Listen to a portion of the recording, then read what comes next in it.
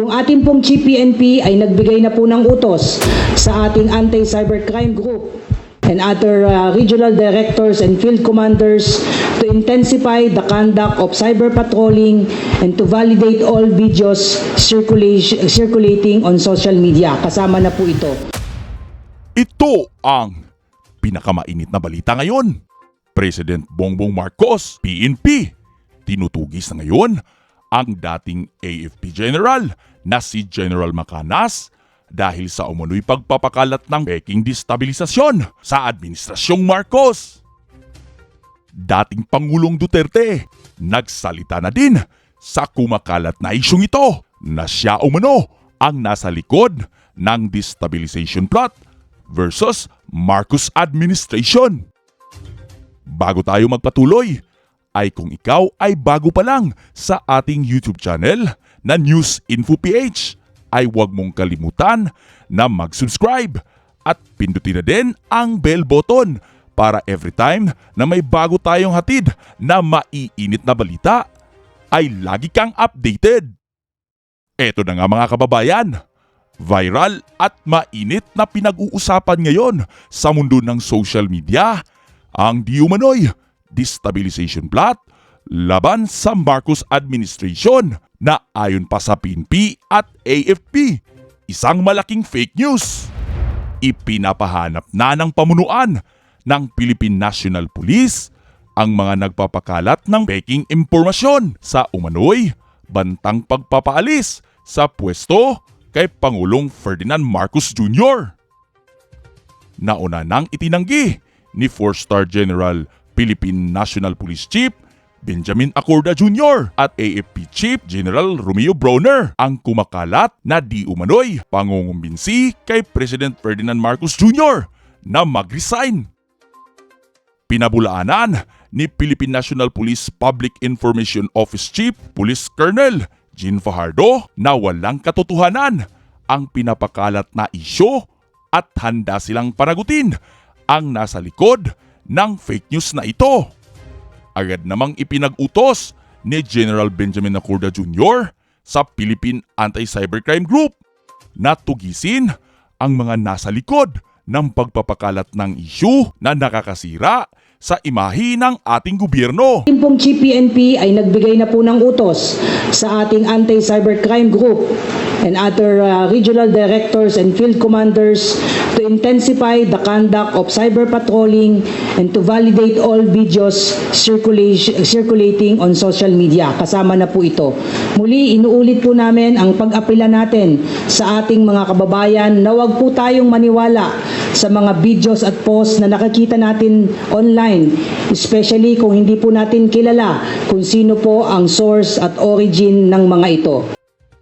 Isa na nga sa pinangalanan sa mga tinutugis ay ang YouTube channel na The General's Opinion na may 108,000 subscribers kung saan isang retiradong general ng Armed Forces of the Philippines o AFP na si General Macanas ang may-ari nito at siyang nagpapakalat ng peking balita laban sa ating gobyerno. May iba't ibang grupo o iba't ibang tao na kumakausap. Kung hindi siya mag-step down ng kusa o voluntaryo, gulo po ang mangyayari. Maraming may hawak sa Polvoron video at marami ang gustong maglalabas nito kung hindi siya PBBM, kung hindi siya bababa o mag-resign, including yung nasa abroad. Kaya marami na po ang may hawak nitong Polvoron video. Nilinaw ni Fajardo na nire-respeto umano ng Philippine National Police at AFP ang pananaw ng mga kababayan natin, lalong-lalo na ang mga retiradong opisyal ng ating gobyerno.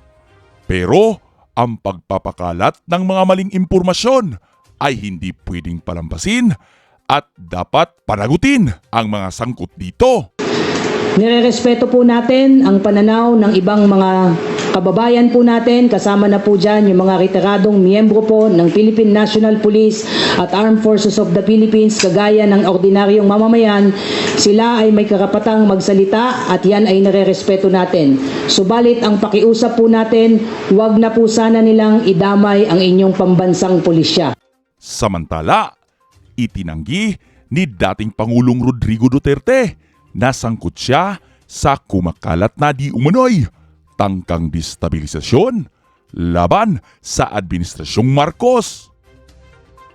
Ayon kay FRRD, wala umano siyang dahilan para pangunahan ang pagpapabagsak ng Administrasyong Marcos. Sino namang gagong pulis o pati military na makipag-meeting sa akin to disturb? He must be crazy. It's order and security maybe.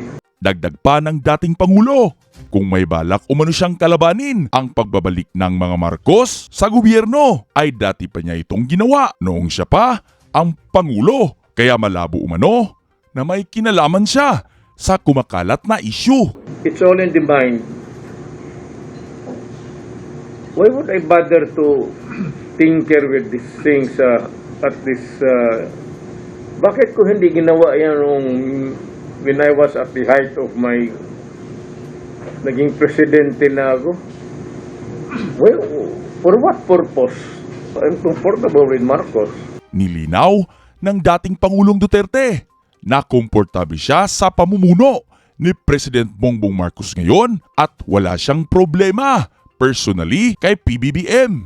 Wala mong buboy nakita ang major errors ba? Corruption, abuso. Apparently, si Marcos is treading on a straight path. Nais umanong makausap ng dating Pangulong Duterte si President BBM ng personal dahil umano sa pagsuspindi ng Marcos administration ng kanyang programa na gikan sa masa para sa masa. Gusto umanong malaman ng dating Pangulo kung bakit ganon ang ginawa ng kasalukuyang administrasyon sa kanyang programa. Kasi nadali yung aking gikan sa masa.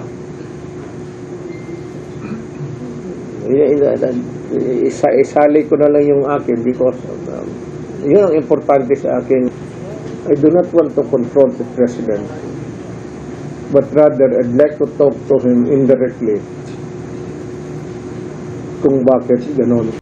Nagbigay naman agad ng sagot si Presidential Communications Office Secretary Cheloy Garafil at ayon sa kanya ay laging available si President Bongbong Marcos para kay dating Pangulong Duterte at si President Bongbong Marcos umano mismo ang tatawag at makikipag-ugnayan sa dating Pangulo kung gusto nitong makipag-meeting. Anong masasabi niyo dito, kabayan?